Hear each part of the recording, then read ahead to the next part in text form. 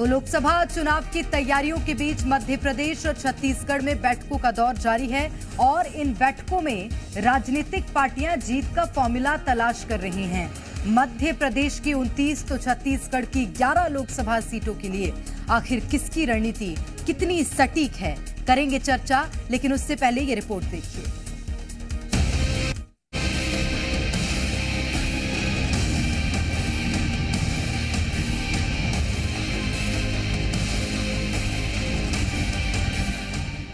लोकसभा चुनाव की तैयारियां अब तेज हो गई हैं। राजनीतिक पार्टियां अब अपनी अपनी रणनीति को अंजाम देने के लिए बैठकों का सहारा लेती नजर आ रही हैं। आज दिल्ली में जहां कांग्रेस की अहम बैठक हुई, तो वहीं दूसरी ओर मध्य प्रदेश और छत्तीसगढ़ में बीजेपी की बड़ी बैठकों का दौर जारी रहा। सबसे पहले आज दिल्ली में हुई कांग्रेस की महाबैठक की बात करते हैं, जहां कांग्रेस के नेताओं ने छत्तीसगढ़ की 11 की 11 सीटों को जीतने का दावा किया। चेयरमैन जो है स्क्रीनिंग कमेटी की, इनकी अध्यक्षता में आज मीटिंग हुई।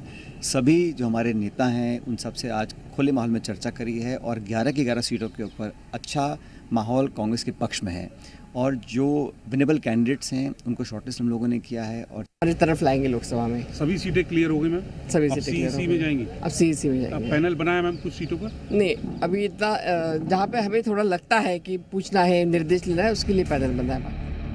एक तरफ कांग्रेस छत्तीसगढ़ का रण जीतने के लिए पूरी तरह आश्वस्त नजर आ रही है, तो दूसरी ओर बीजेपी का क्या कुछ कहना है, जरा वो सुनिए। पिछली बार जब हम 15 विधानसभा जीते थे तब 9 लोकसभा जीते थे।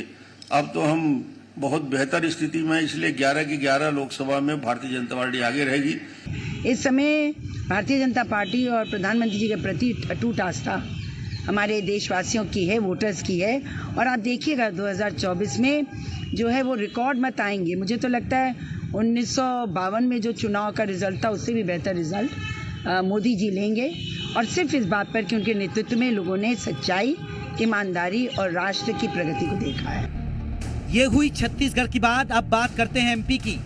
यहाँ भी लोकसभा की 29 सीटों को जीतने के लिए राजनीतिक पार्टियां पूरा दमखम भरती नजर आ रही हैं। एक तरफ जीत की हुंकार भरी जा रही है, तो वहीं दूसरी ओर दल बदल का दौर भी शुरू हो चुका है। आज कांग्रेस के पूर्व मीडिया विभाग के उपाध्यक्ष अजय सिंह यादव बीजेपी में शामिल हो गए। आपको बता दें कि अजय सिंह कमलनाथ के करीबी माने जाते हैं। ऐसे में उनका बीजेपी में शामिल होना कई तरह के सवाल खड़े कर रहा है। तो लोकसभा चुनाव से पहले दावे वाली सियासत भी शुरू हो चुकी है। देखना होगा कि आखिर किसके दावों में कितना दम है और किसके दावे नतीजों में तब्दील होते हैं। ब्यूरो रिपोर्ट, जी मीडिया।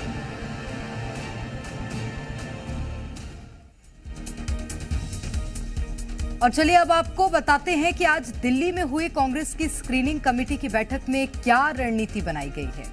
लोकसभा चुनाव को लेकर दिल्ली में ताबड़तोड़ बैठकों का दौर जारी है। आज स्क्रीनिंग कमेटी की बैठक में लोकसभा की सीटों को लेकर चर्चा की गई। बैठक में उम्मीदवारों के नाम पर मंथन किया गया। साथ ही छत्तीसगढ़ की सभी 11 सीटों पर जीत का दावा भी किया गया है। वहीं लोकसभा चुनाव में छत्तीसगढ़ में जीतने योग्य उम्मीदवारों की सूची भी बनाई गई। बता दें कि स्क्रीनिंग कमेटी की बैठक में कुल 11 सीटों पर नाम तय कर लिए गए हैं। कुछ सीटों को लेकर पैनल भी बनाए गए हैं। अब लोकसभा चुनाव के लिए अंतिम फैसला कांग्रेस सीईसी की बैठक में लिया जाएगा। तो ये रही कांग्रेस की तैयारी। तो चलिए अब बात करते हैं भारतीय जनता पार्टी की क्या कुछ तैयारियां हैं। 2024 के लोकसभा चुनाव की रणनीति तो बीजेपी ने विधानसभा के दौरान ही तय कर ली थी। शायद यही कारण था कि मध्य प्रदेश में मोहन यादव और छत्तीसगढ़ में विष्णुदेव साय के हाथों में राज्यों की कमान सौंपी। बीजेपी ने कमान सौंपने के साथ ही जातीय समीकरण के आधार पर दूसरे राज्यों को साधने का भी पूरा फोकस किया। उत्तर प्रदेश में 80 लोकसभा सीटें हैं, जहां ओबीसी आबादी करीब 50% है, जिसमें यादव आबादी करीब 9% है। वहीं बिहार में 40 लोकसभा सीटें हैं, जहां ओबीसी आबादी करीब 36% है, जिसमें यादव आबादी करीब 14% है। देखा जाए तो मोहन यादव को सीएम बनाने के साथ ही 24 का खाका तैयार कर लिया गया है।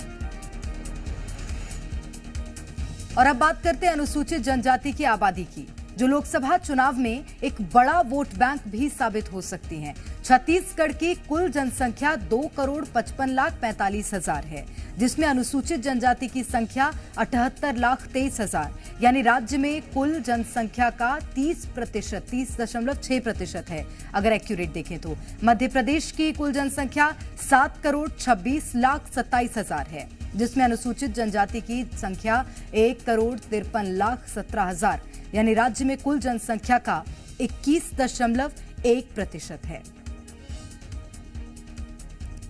वहीं देश के साथ भारतीय जनता पार्टी कांग्रेस ने मध्य प्रदेश के लिए भी अपनी रणनीति तैयार कर ली है।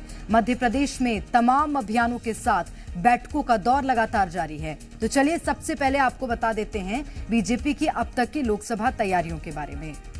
लोकसभा चुनाव को लेकर बीजेपी चुनावी मोड में आ गई है और अपनी तैयारियां शुरू कर दी हैं। वहीं प्रदेश संगठन चुनावी रणनीति बनाने के लिए लगातार बैठक कर रहा है। तो लोकसभा की 29 सीटों को बीजेपी ने क्लस्टर में बांटकर उसके प्रभारी नियुक्त कर दिए हैं, जो क्लस्टर अनुसार जिम्मेदारी अपनी संभालेंगे। वहीं बीजेपी ने लोकसभा की हर सीट की अलग अलग दिग्गज नेता को कमान सौंप दी है। बीजेपी की तरह कांग्रेस ने भी लोकसभा चुनाव के लिए प्रदेश स्तरीय तैयारियां तेज कर दी हैं।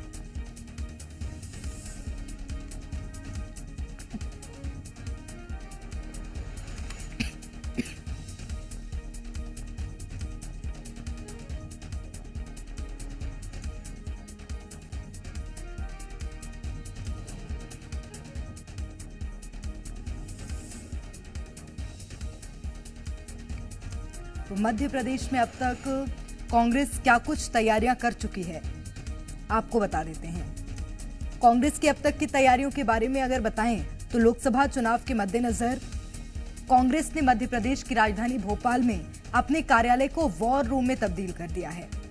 तो देश में जारी राहुल गांधी की भारत जोड़ो न्याय यात्रा को मध्य प्रदेश में सफल बनाने के लिए रणनीति बनाई जा रही है।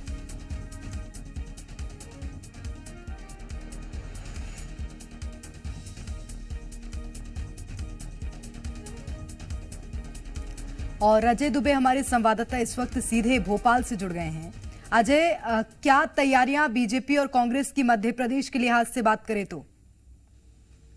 बिल्कुल, मध्य प्रदेश में चाहे भारतीय जनता पार्टी हो कांग्रेस, दोनों ही पार्टियों ने लोकसभा चुनाव की तैयारियां तेज कर दी हैं, क्योंकि लंबे समय से जिस तरह से भारतीय जनता पार्टी ने जब प्रदेश में विधानसभा का चुनाव जी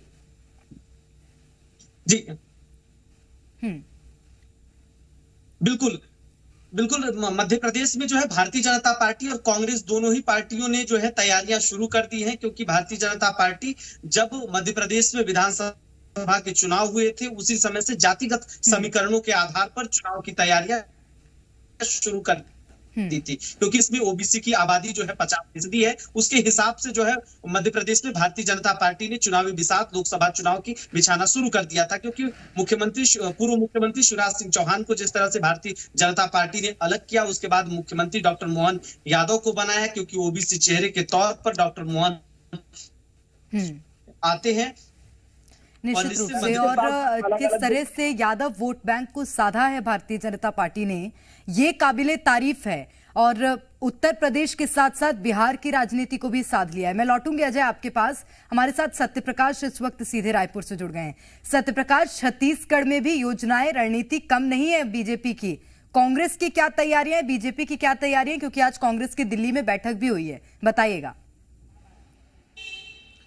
देखिए, अब से 2 मिनट पहले ही भूपेश बघेल जो पूर्व मुख्यमंत्री हैं वो स्क्रीनिंग कमेटी की बैठक में शामिल होकर लौटे हैं। उनके साथ डॉक्टर चरणदास महंत जो छत्तीसगढ़ विधानसभा में नेता प्रतिपक्ष हैं वो भी लौटे हैं, कुछ विधायक भी लौटे हैं। और भूपेश बघेल ने स्पष्ट तौर पे कहा है कि कांग्रेस की पूरी तैयारी है 11 लोकसभा सीटें जीतने के लिए, और 11 लोकसभा सीटों को लेकर चर्चा आज स्क्रीनिंग कमेटी में हुई है। स्क्रीनिंग कमेटी में चर्चा पूरी हो गई है। अगला निर्णय अभी आईसीसी को या जो कैंडिडेट फाइनल करती है उस समिति को करना है। तो ये समझिए कि कांग्रेस पार्टी कहीं ना कहीं तैयार दिख रही है। आज ही सुबह में दीपक बैज ने कहा था कि चुनाव आचार संहिता लगेगी उससे पहले नाम का अनाउंस कैंडिडेट का हो जा सकता है।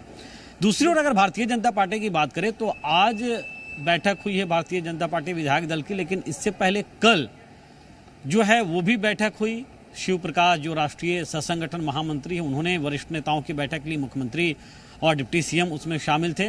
और आज सुबह में भी क्लस्टर वाइज बैठक हुई है और लोकसभा चुनाव के मद्देनजर, और उसमें चर्चा हुई है प्रत्याशियों को लेकर। इससे पहले एक एक लोकसभा सीट की टूह राष्ट्रीय हाईकमान ले चुका है और साथ साथ अलग अलग सर्वे एजेंसियां भी सर्वे कर रही है जिताऊ प्रत्याशी को लेकर।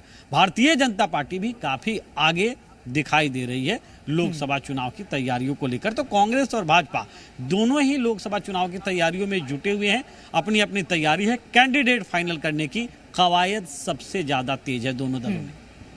बिल्कुल। और सबसे बड़ी बात ये, कांग्रेस की अगर तैयारियों की बात करें, दिल्ली में आज योजनाएं तैयार की गई हैं, रणनीति तैयार की गई है कांग्रेस पार्टी ने। मैं लौटूंगी सत्य प्रकाश आपके पास। अजय, मेरा सवाल आपसे है, कांग्रेस ने अब तो नेतृत्व में परिवर्तन कर दिया है। कई ऐसे दिग्गज चेहरे थे जिनको बदल दिया गया है मध्य प्रदेश में, और अब कमान संभाले मध्य प्रदेश की युवा चेहरे। बिल्कुल, मध्य प्रदेश में कांग्रेस ने युवा चेहरे के तौर पर पीसीसी चीफ जीतू पटवारी को नियुक्त किया है और संगठन में बदलाव भी किए जा रहे हैं, क्योंकि जब से जीतू पटवारी संगठन की कमान संभाले हैं, अलग अलग संभागों में अलग अलग लोकसभा सीटों का आकलन कर रहे हैं, फीडबैक ले रहे हैं, बैठकें कर रहे हैं। आज जो है ग्वालियर चंबल में बैठक किया, उनके साथ नेता प्रतिपक्ष उमंग सिंगार और अन्य नेता मौजूद थे। क्षेत्रीय नेताओं के साथ जो बीएलए प्रभारी हैं, जिला अध्यक्ष, उनके साथ बातचीत खासतौर से जीतू पटवारी ने किया है। संगठन को मजबूती देने के लिए और संगठन में अलग अलग सर्वे रिपोर्ट के आधार पर निश्चित रूप से। और सबसे महत्वपूर्ण बात यही है, क्योंकि जीतू पटवारी युवा चेहरे हैं, उनको कमान दी गई है मध्य प्रदेश की, और इसी के साथ उमंग सिंघार नेता प्रतिपक्ष की कमान संभालेंगे। बहुत शुक्रिया आप दोनों का तमाम जानकारी साझा करने के लिए।